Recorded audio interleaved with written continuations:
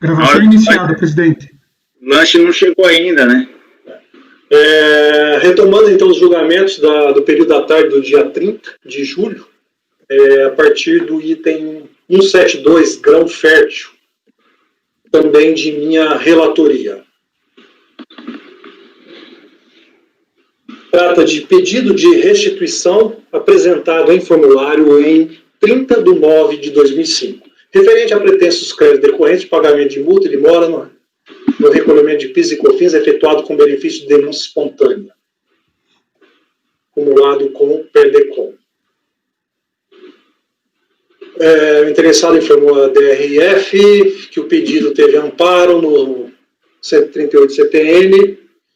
Ele confere crédito sobre a multa de mora indevidamente recolhida quando do pagamento à vista dos tributos recolhidos a destempo, sem procedimento fiscalizatório de cobrança, citando acordo do CARF.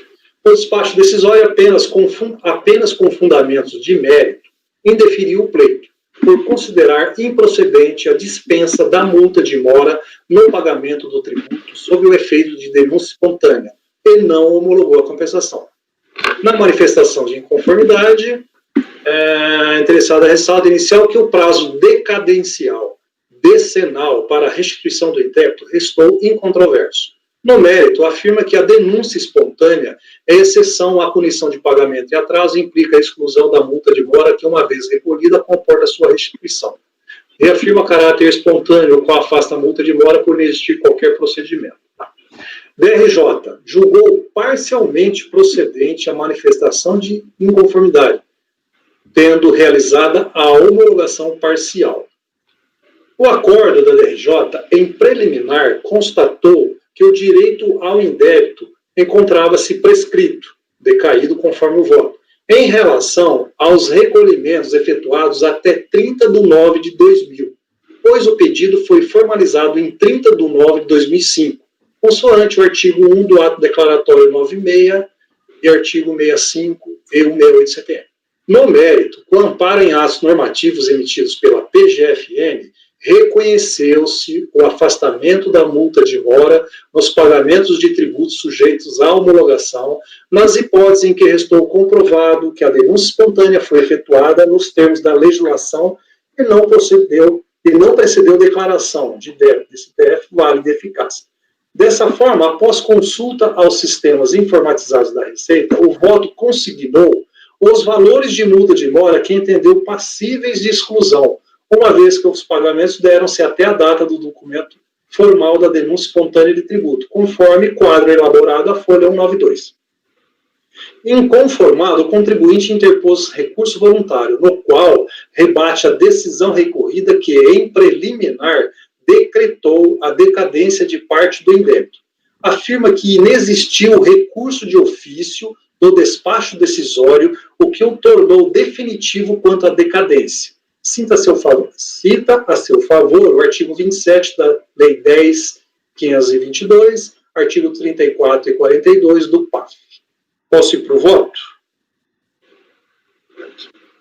O litígio que se traz a essa instância versa tão somente acerca da irresignação da contribuinte com respeito à matéria da prescrição enfrentada apenas na decisão recorrida, na qual suscita que a decisão da DRF, que não abordou tal preliminar, DRF mesmo, é definitiva e fez coisa julgada administrativamente consoante excerto do recurso, folha 213.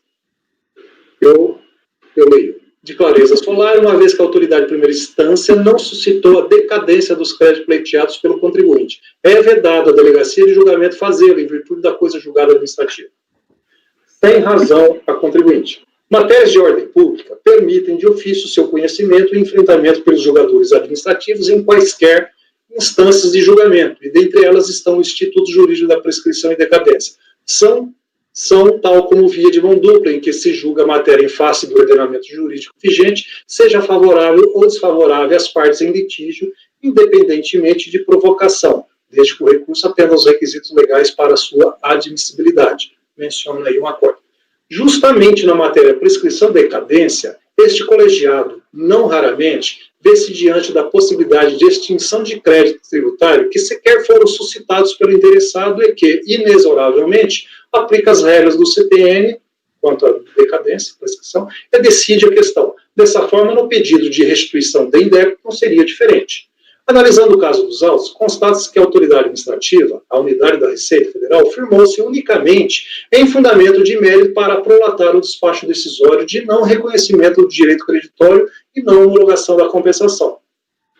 Os julgadores de primeira instância viram-se diante de matéria de ordem pública, para eles, está entre aspas, interesse público, o decurso de prazo para o pedido de restituição, e a enfrentaram, sem que a decisão seja eivada de qualquer irregularidade, extrapole os limites da lide ou ofenda os artigos 27 da 10.522 ou 34 e 42 do PAC.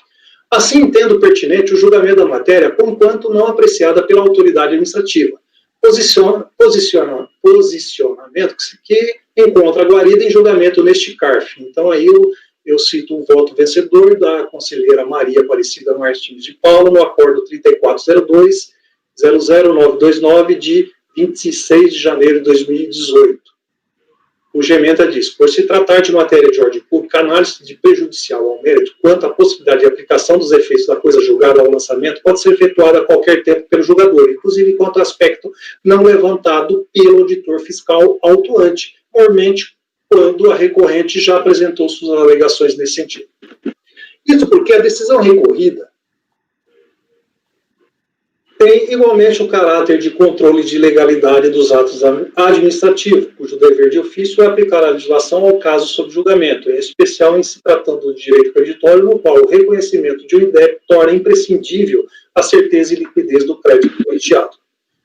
Equivoca-se a recorrente quanto à definitividade da decisão administrativa que exarou o despacho decisório em comento, mais ainda ao aduzir que não houve o necessário recurso de ofício. Os dispositivos legais mencionados revelam o equívoco. O recurso de ofício de que trata o artigo 27 da 10.522 e os artigos 34 e 42 do PAF é instrumento de manejo recursal da própria administração na hipótese em que julga a matéria favoravelmente ao sujeito passivo que não se enquadra no caso dos autos.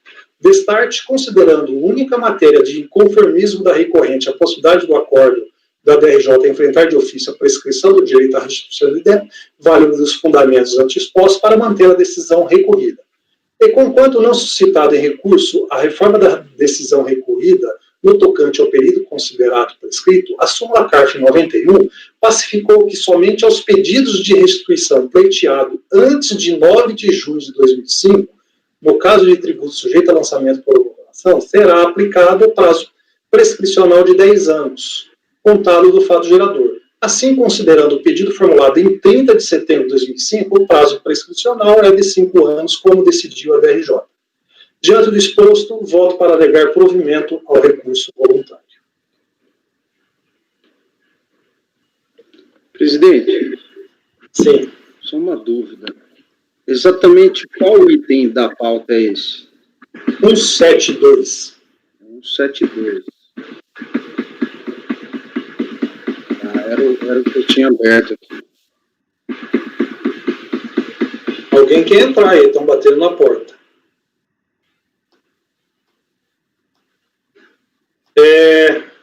Elcio, como vota? Não poderia ser diferente com o relator? Leonardo Andrade. Acompanhe, presidente. Macedo.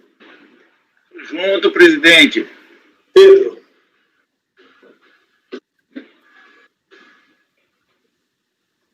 Acredito, acabou de começar uma obra aqui. Reunião virtual no prédio inteiro, os caras fazendo obra. Vou deixar um pouquinho para depois, né? É. Então, presidente, então você está conhecendo a questão de decadência na matéria de ordem pública, né? Sempre se conhece, favorável ou desfavorável. Isso. E está conhecendo o caso de crédito. O mérito já foi julgado pela DRJ e já reconhecido, né? Exceto os períodos prescritos. Ele não traz em discussão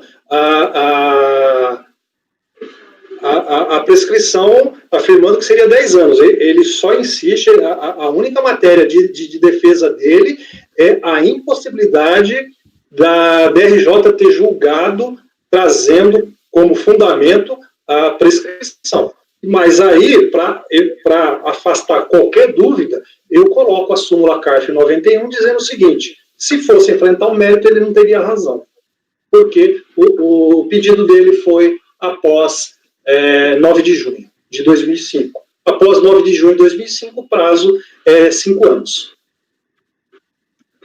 O prazo do pedido de restituição. Tá, bem esclarecido. Acompanhe, presidente. Obrigado. Concordo. Ok. Carlos? Acompanho. Laércio? Acompanho. Márcio? Acompanhe, presidente. Então, o item 172 da Grão Fértil, por unanimidade de votos, negou-se provimento ao recurso voluntário. Vamos ao próximo item.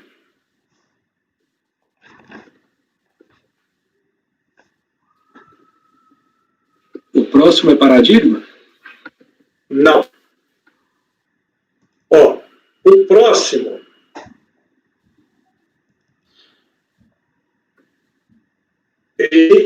os demais, os 174 ao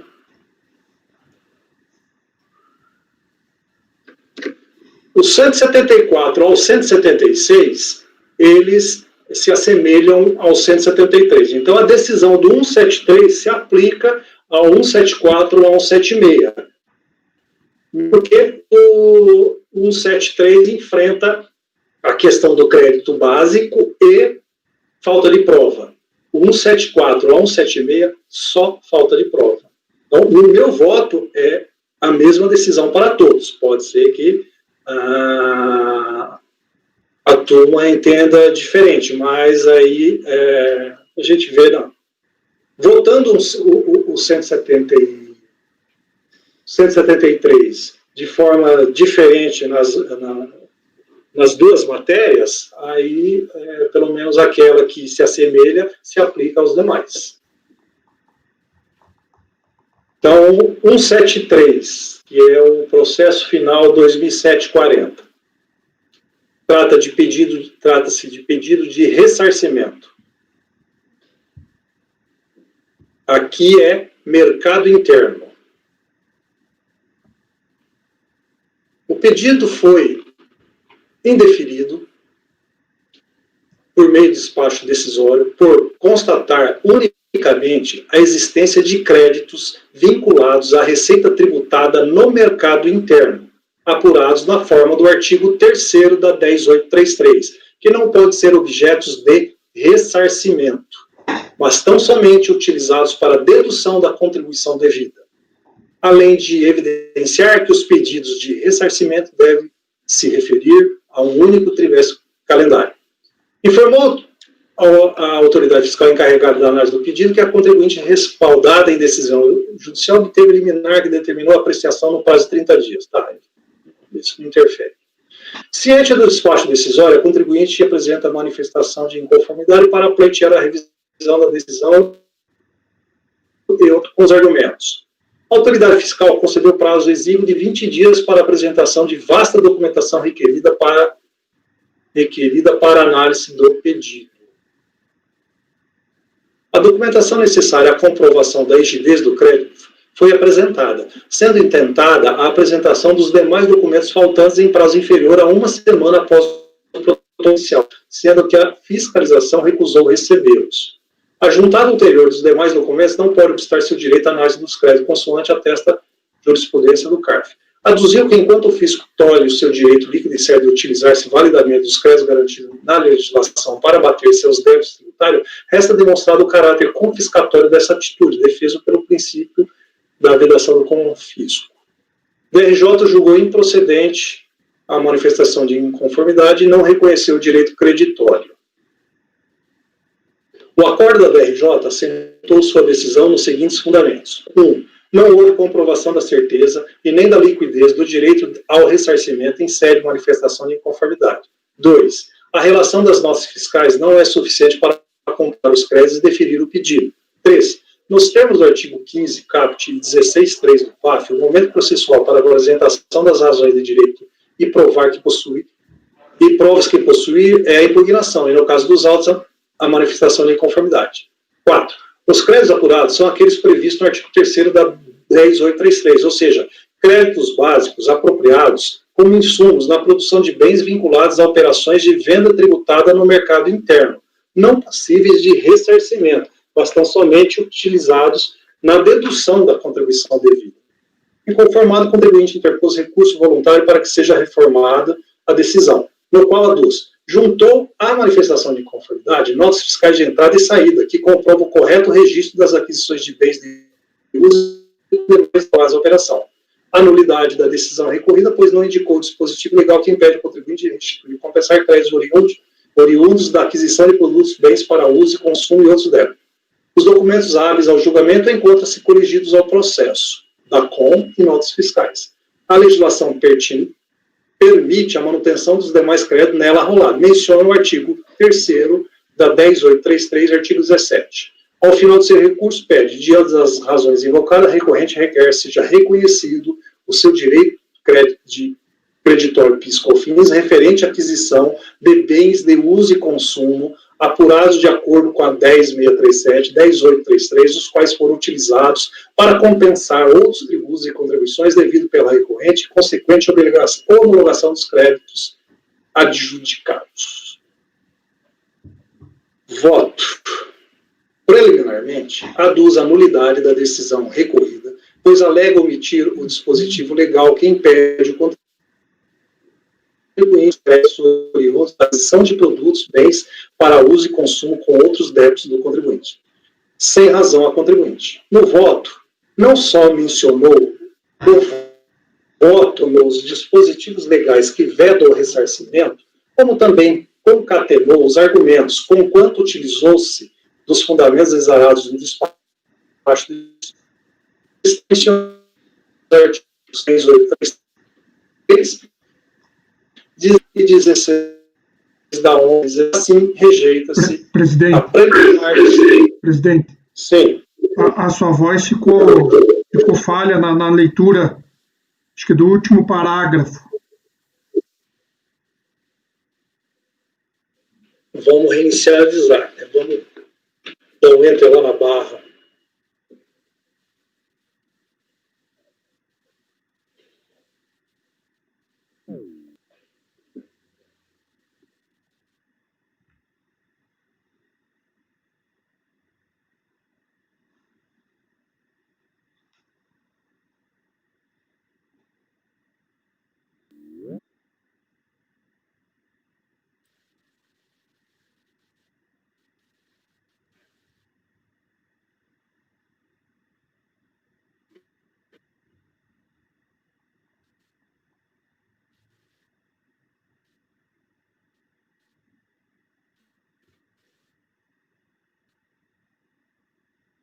Estou com voz?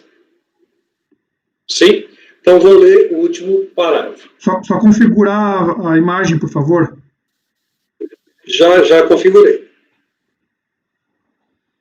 A preliminar... Ah, não, eu estou na preliminar.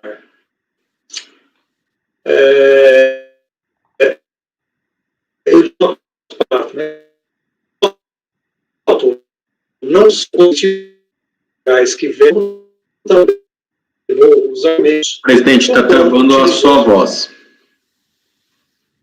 Travando voz. Agora voltou normal. 4G, celular, no TAP. Então, torcer para que vai. E qualquer coisa vocês me derrubam, porque às vezes eu não estou. Vai que eu também perco o áudio. O Carlos está presente? Oi, estou ouvindo. Ah, né? Ok. Então vamos lá. Votando a preliminar de nulidade do despacho decisório. Sem razão a contribuinte. O voto não só mencionou os dispositivos legais que vedam o ressarcimento, como também concatenou os argumentos, conquanto utilizou-se dos fundamentos exarados no despacho decisório. Mencionou os artigos 3º da 10.833, 17 da 10.033 e o 16 da 11.116. Assim, rejeita-se a preliminar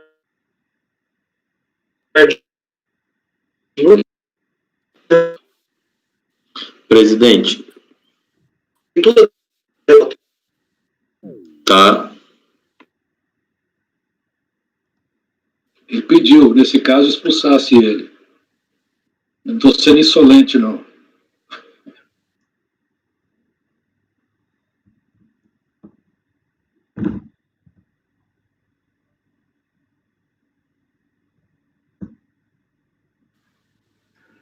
Às vezes expulsar é a melhor solução, né, Elcio? E expulsar o chefe é bom demais, hein? Melhor coisa.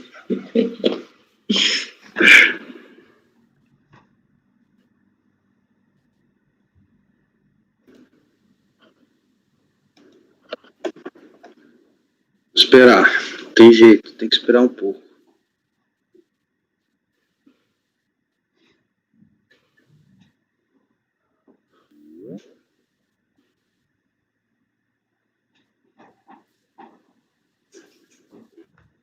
Ô, Márcio, esse café tá bom, hein? Bonito. Latte. Rolou um cappuccino agora aqui. Muito bom. O notebook é o único equipamento aqui ligado na internet agora. Vamos torcer para que vai, né? Pôs a imagem aí, baixa qualidade. Já coloquei. Então bora, vai dar certo agora. Vamos lá. Então vamos ao mérito. A leitura do relatório acima permite constatar a alteração em recurso voluntário dos argumentos de defesa suscitados em manifestação de inconformidade, conquanto considero ter versado em parte sobre mesmas matérias. Impende inicialmente asseverar que, junto aos autos, não há quaisquer notas fiscais coligidas, constam apenas quadro com sua relação, além de cópia de DACOM. O voto da decisão recorrida já explicitou que os documentos que se alega recusados pela autoridade fiscal e que comprovaria a rigidez do crédito poderiam e deveriam ser apresentados ante aquela instância. O contribuinte não o fez lá e tampouco aqui. O decreto, o PAF, que regula o decreto 70.235, que regula o PAF, prevê em seu artigo 16, parágrafo 4, as situações que o interessado pode apresentar prova mesmo após a impugnação, manifestação de inconformidade. Eu digo isso porque ele alega que foi dado pouco prazo por causa de ordem judicial. Ok, ele poderia ter... o prazo foi exíguo perante a autoridade fiscal, mas não perante a DRJ e muito menos em recurso voluntário. Tá? De outra banda, a legislação estabelece, em atendimento ao 170 do CTN, o dever do interessado fazer prova de certeza e liquidez do direito pleiteado. Assim, não restando qualquer documento que infirme análise e conclusão dos despachos decisórios acerca da natureza dos créditos informados em DACOM, prevalece os fundamentos daquele despacho corroborado pela decisão recorrida. Analisando especificamente a natureza do crédito pleiteado, constata-se serem aqueles oriundos das operações de vendas de mercadoria tributada no mercado interno. Eu até disse que houve alteração dos argumentos, fundamentos no recurso, e agora ele veio trazer essas questões da 10.033 e 11.116. Em parte, ele não contestou isso aí, mas foi... por que eu enfrento aqui? Porque, de certa forma, foi enfrentado na DRJ. Então, continuando. A legislação permite o ressarcimento desses créditos ou a compensação com outros tributos apenas aqueles contribuintes que possuem receitas decorrentes de venda não tributadas no mercado interno ou de exportação. No presente processo, o que se aparenta são receitas obtidas por meio de vendas de produto no mercado interno, bem como toda a sua receita é tributada, não possuindo receitas efetuadas com suspensão, isenção, alíquota zero ou não incidência da COFINS. Lembre-se que no final do relatório eu transcrevi o pedido dele, ele está pedindo crédito básico. A recorrente sustenta possuir direito ao ressarcimento de créditos vinculados às receitas vinculadas às vendas no mercado interno, com base na 11033, que em seu artigo 17 dispõe. E aí ele repete o que tinha no voto anterior em relação às considerações que eu faço ao artigo 17 da 11033, ao artigo 16 da 11116. Eu considero desnecessário estar lendo novamente. Ok? É tudo que foi, são todos os meus argumentos, inclusive com a citação dessa nova transcrição dessa decisão do STJ de maio de 2020, em que eu não li lá, mas eu vou até ler aqui, que é interessante, esse item aqui desse agravo de instrumento do RESP 1.830.121. Conforme entendimento jurisprudencial, a vedação ao referido creditamento estava originalmente no artigo 3º1 da 10.637 e da 10.833, em suas redações originais. Depois, com o advento da 10.865, a vedação migrou para o artigo 3º1 A e B da 10.637 e 10.833. Posteriormente, sobreveio a 11.787/2008, que reforçou a vedação com a alteração do artigo 3º1 B da 10.637 e 10.833. Tivesse havido derrogação da vedação pelo artigo 17, esta não sobreviveria ao regramento realizado pela lei posterior que reafirmou a vedação, Lei 11.787, e que não foi declarado inconstitucional. Eu entendo que esse precedente aí, ele põe uma pá de cal nessa questão de que a lei lá ela é meramente interpretativa. Ora, é o que diz o STJ, ela não foi revogada, então permanece no ordenamento jurídico vedando os créditos, como sempre vedaram. Outro auxílio com mais razão é de se negar o ressarcimento, maiormente o direito creditório em face de provável análise documental, pois a contribuinte, em mais de uma oportunidade em seu recurso, refere-se a crédito proveniente de aquisição de bens e uso de consumo e demais despesas vinculadas a operações. Diante do exposto, rejeito preliminar de nulidade e, no mérito, voto para negar provimento ao recurso voluntário. Então, esse é o 173. Do 174 ao 176, ele só se apega na questão da comprovação, dizendo que ele tem as notas que ele já apresentou e essas notas nunca foram colacionadas aos autos. Então, esta é a decisão do 173. Elcio. Acompanho. Leonardo Andrade. Acompanho. Leonardo Macedo. Acompanho. Pedro. Sem a nota fiscal não tem como, né, presidente? Acompanho. Carlos. Com o relator. Márcio. Acompanhando, não, Márcio, não. Laércio. Laércio. Acompanho. E Acompanhando, presidente. obrigado. Então, por unanimidade de votos, negou-se provimento ao recurso voluntário. E essa decisão, como disse, era aplicada a 173 até 176. Se alguém teve por curiosidade, no 174, se abrir, está grafado em amarelo, inclusive eu fazendo menção que o 174 ele não contém todas as matérias que constam no 173.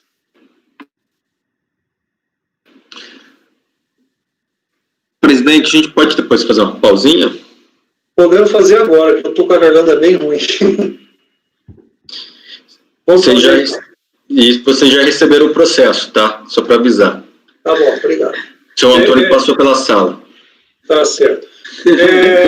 Vamos interromper, então, o julgamento, interromper a gravação, retornamos em 10 minutos. Presidente, até que item a gente julgou? Até o 176. Isso. Tá. Sem sem intervalo dentro disso, né? Não, sem intervalo. Nós interrompemos uma gravação e imediatamente iniciamos outra. Então, Vou interromper. praticamente estamos a 1h20.